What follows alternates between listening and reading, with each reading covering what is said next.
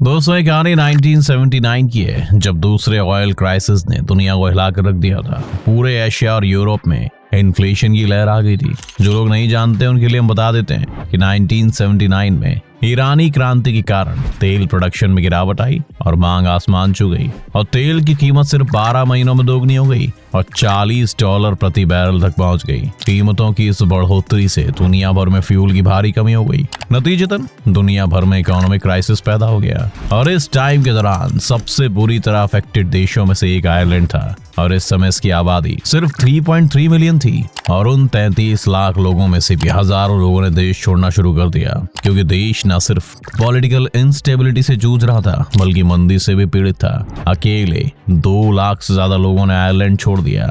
ये तब था जब आयरलैंड के राजनेताओं ने महसूस किया कि अगर नागरिक इसी दर से देश छोड़ना शुरू कर देते हैं तो जल्दी देश बर्बाद हो जाएगा और विकास की कोई गुंजाइश नहीं रह जाएगी। इसीलिए उन्होंने सबसे कम आंकी गई संपत्तियों में इन्वेस्ट करना शुरू किया, जिसे भारत ने नजरअंदाज कर दिया। वो थी ह्यूमन कैपिटल। 1980 के दशक में आयरलैंड ने हायर एजुकेशन में भारी और स्ट्रेटेजिकली इन्वेस्ट करना शुरू किया। सरकार ने मार्केट रिसर्च में हाई डिमांड में किस तरह की कौशल की कोशिश करने और समझने के लिए मार्केट रिसर्च शुरू किया। और ये तब की बात है जब एप्पल जैसी कंपनीज बेबी स्टेज में थी और उन्होंने जो रिसर्च की उसके तहत उन्होंने RTC या रीजनल टेक्निकल कॉलेजेस को बनवाना शुरू किया। आयरलैंड ने इलेक्ट्रिकल इंजीनियरिंग और इंफॉर्मेशन टेक्नोलॉजी जैसे स्पेशलाइज्ड प्रोग्राम में युवाओं को ट्रेन करने के लिए यूनिवर्सिटीज को बनवाना भी शुरू किया। दोस्तों यहाँ गौरतलब वाली बात यह है कि उन्होंने ये यूनिवर्सिटीज बनाने के बाद ये इंश्योर किया कि स्टूडेंट्स को ग्रेजुएशन के बाद एप्पल, माइक्रोसॉफ्ट और दूसरी सिलिकॉन वैली कंप्यूटर फर्म्स जैसी कंपनीज में नौकरियां मिल सके।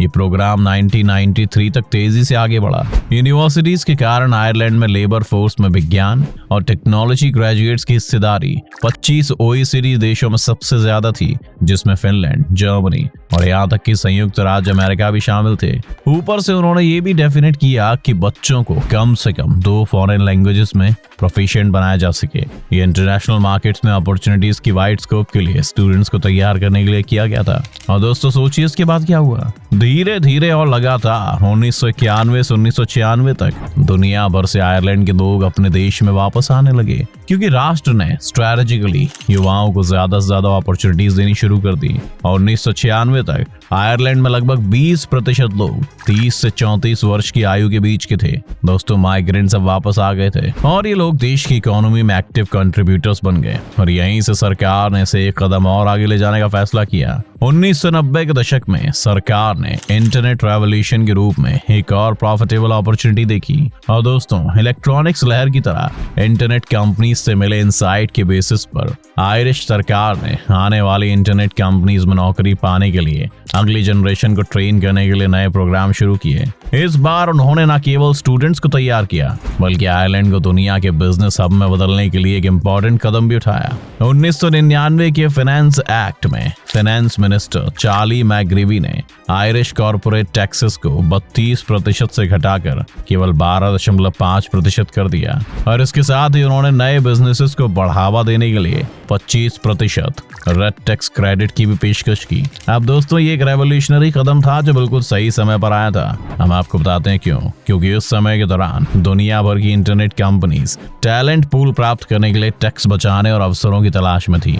ऐसे में इस दौरान आयरलैंड के पास ये दोनों ही थे, तो अब इसने आयरलैंड को दुनिया के टेक हब में बदल दिया, जिसके कारण आज दुनिया की 10 टॉप मेडिकल टेक्नोलॉजी कंपनीज में से 9 और टॉप 10 इंटरनेट कंपनीज जिसमें गूगल और फेसबुक शामिल हैं आयरलैंड से बड़े पैमाने पर काम कर रही हैं। अब आयरलैंड के पास दोनों ही बेस्ट कंपनियां हैं और महान यूनिवर्सिटीज। और आज आयरलैंड न केवल एक सेंट्रल टेक हब है बल्कि दुनिया के सबसे अच्छे एजुकेशन हब्स में से भी एक है, जो ज्यादा सस्ती कीमत पर best in class education provide कराता है। और आज आयरिश यूनिवर्सिटीज हर साल आयरिश इकोनॉमी में लगभग $10.5 बिलियन का कंट्रीब्यूशन करते हैं। और इस तरह एक्सटेंसिव मार्केट रिसर्च और शिक्षा में स्ट्रेटेजिक इन्वेस्टमेंट का इस्तेमाल करते हुए आयरलैंड एक फेल्ड देश से उभरता हुआ और तकनीकी एजुकेशन का हब बन गया। 60% से ज्यादा इंटरनेशनल स्टूडेंट्स को आयरलैंड में नौकरी मिलती है और वे देश की इकोनॉमी में एक्टिव कंट्रीब्यूटर्स बन जाते हैं। और आज भी जब ज्यादातर सरकारें क्रिप्टो के कॉन्सेप्ट और ब्लॉकचेन की रेलेवेंस पर सवाल उठा रही हैं, आयरलैंड ने फिनटेक वेव को